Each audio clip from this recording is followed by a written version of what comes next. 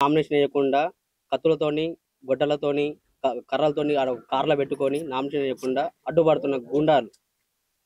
వీళ్ళు ఒకరోజు ఏం చేశారంటే మామిడిగిరి ఆయన సర్పంచ్ భర్త నాకు ఫోన్ చేసి, నేను నామినేషన్ వేయదలుచుకున్నా అంటే, నువ్వు నాకు సపోర్ట్ చేస్తావంటే, ఖచ్చితంగా సపోర్ట్ చేస్తామా, నువ్వు రా, నువ్వు వచ్చి భయపడకూడదు, మేము ఉన్నాం, అందరూ ఉన్నాం, పార్టీ ఉంది, అన్నీ ఉన్నాయి, మీకు మద్దతు ఇస్తాం, ఖచ్చితంగా నువ్వు రా, వచ్చి నామినేషన్ వేయని చెప్పినాం. చెప్పిన తర్వాత సరే అల్లుడు నేను వస్తా నేను రేపు వస్తున్నా, నామినేషన్ వేస్తా, నువ్వు నీ వార్డు మెంబర్లు ఉన్నారు కదా, అందరు కలిసి నామినేషన్ వేద్దాం అని చెప్పి అన్నాడు. అన్న తర్వాత అయిపోయింది. నైట్ తెల్లారిన తర్వాత నేను ఫోన్ చేసిన, 9 గంటలకు ఫోన్ చేసిన, ఫోన్ స్విచ్ ఆఫ్ వస్తున్న సమయంలో నాకు తెలిసిన రిపోర్ట్ ప్రకారం కిడ్నాప్ అని తెలిసింది. కిడ్నాప్ అని తెలిసిన విషయం తెలుసుకొని నాగమ్మకి దగ్గరికి పోయి మేము ఒక 10 మంది కలిసి పోయినాం. అది నల్గొండ పోయినాం, కంచెల భూపాలరెడ్డి ఇంటికి పోయినాం. అన్న ఇట్లా సంగతి అన్న ఇట్లా కిడ్నాప్ అయినా అని చెప్పినాం. చెప్తే తక్షణమే డిఎస్పీ శివరామరెడ్డి గారికి కంచెల భూపాలరెడ్డి గారు ఫోన్ చేసి ఆయన ఏమంటాడు, నువ్వే నీ దగ్గరనే ఉన్నాడంట, నువ్వే కిడ్నాప్ చేసినావంట కదా, నువ్వే కిడ్నాప్ చేసి నాకెందుకు ఫోన్ చేస్తున్నావు, నువ్వు ఇలా నీ నామినేషన్ వేయమని నువ్వే చెప్పినావంట కదా, వాళ్ళని ఊకకుండా ఒత్తిడి పెడుతున్నావు కదా నామినేషన్ వేయమని, నువ్వు నాకెందుకు ఫోన్ చేసినావని శివరామరెడ్డి గారు అట్లా డిపార్ట్మెంట్ ఆయన అట్లా వాళ్ళకు మద్దతుగా ఉంటే భూపాలరెడ్డి అన్నాడు. నా ముందు లైవ్ లో ఫోన్ చేసిండు, శివరామరెడ్డికి ఫోన్ చేసిండు డిఎస్పీకి.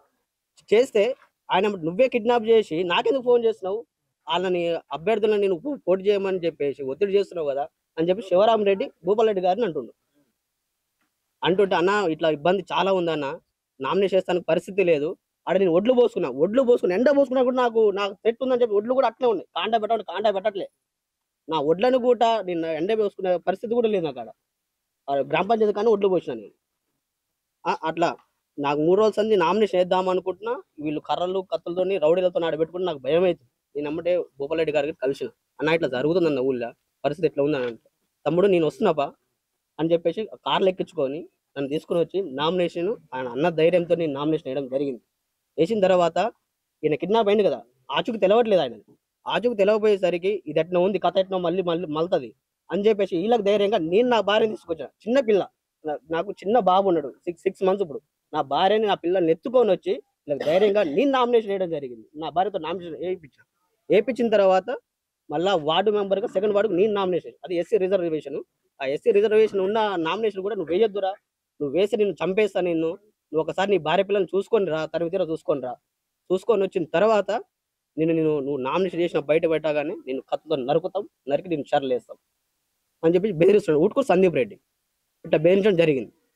అంతలో భూపాలన్న రాగానే ఆ ధైర్యంతో నేను నామినేషన్ చేసిన. ఈ విషయంలో ఒక చిన్న ఏంటంటే, మాదిగ బిడ్డ కాబట్టికే ఇలా ఒక గొల్ల బిడ్డకు మాదిగ బిడ్డ రక్షణకు వచ్చి నిలబడ్డాడు కదా. మాదిగ సంఘాలు మొత్తం, ఈవెన్ నేను ఎంఆర్పిఎస్ వాళ్ళకు కృష్ణన్నకు కూడా నేను విజ్ఞప్తి చేస్తున్నా, కృష్ణన్న నువ్వు కూడా ఈ ఊరికి విజిట్ కావాలి, నీ టీంని ఇక్కడ పెట్టాలి, వీళ్ళకి రక్షణగా ఉండాలి, ఈ ఇష్యూను మీరు కూడా మాట్లాడాలి, మీ సంఘంకెళ్ళి కూడా మాట్లాడాలి. ఎవరెవరైతే ఈ పేద ప్రజలకు పేద కులాలకు సంబంధించినటువంటి వాళ్ళు ఉన్నారో వాళ్ళందరూ ఇష్యూని టేకప్ చేయాల్సిన అవసరం ఉందని చెప్పారు.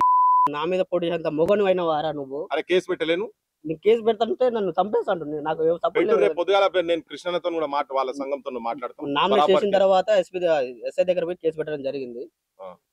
పెట్టిన మాదిగల నువ్వు నా మీద పోటీ చేసేంత మొగనమైన వారా నువ్వు, ఎక్కడెక్కడ వాళ్ళ గుద్దనూరు మూసుకొని పండుకుంటున్నారు, నువ్వెందుకు నీకు ఇంత, నువ్వు సోషల్ మీడియాలో ఇంత యాక్టివ్గా ఉంటున్నావు, టీఆర్ఎస్ పార్టీకి తొత్తువ, నువ్వెందుకు రామంటే రావట్లేవు నా దాంట్లో, నేను చంపేస్తా, నిన్ను కాంగ్రెస్ రాకపోతే నేను చంపేస్తా అని చెప్పి బెదిరించడం. నేను చేసే పొలాలు కూడా రానేయకుండా చేసిండు. కౌలుకు చేస్తాను, నేను 40 ఎకరాలు కౌలు చేస్తా. లాస్ట్కు రేపు నారు పోసే టయానికి ఈరోజు పొలం నీకు ఇయ్యట్లేనని చెప్పించిండు. అప్పుడు నేను సంవత్సరం వరకు ఖాళీగా ఉన్నా, నాకు 5-6 లక్షలు నష్టం. దానికి ఎవరు బాధ్యత? నేను అప్పులు తెచ్చి పెట్టుకున్నాను నేను.